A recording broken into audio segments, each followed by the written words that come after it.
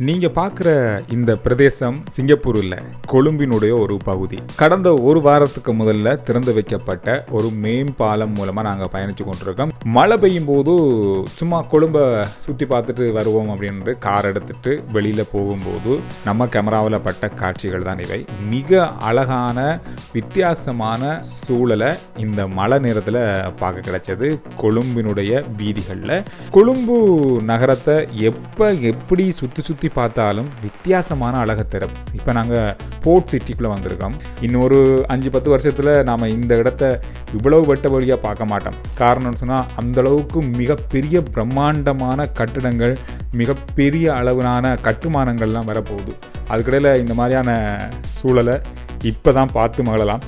நேரம் இருந்தால் ஒரு விடுமுறை நாளில் கொழும்பை மாலை நேரத்தில் சுற்றி பாருங்கள், பார்க்கவே வடிவாக இருக்கும்.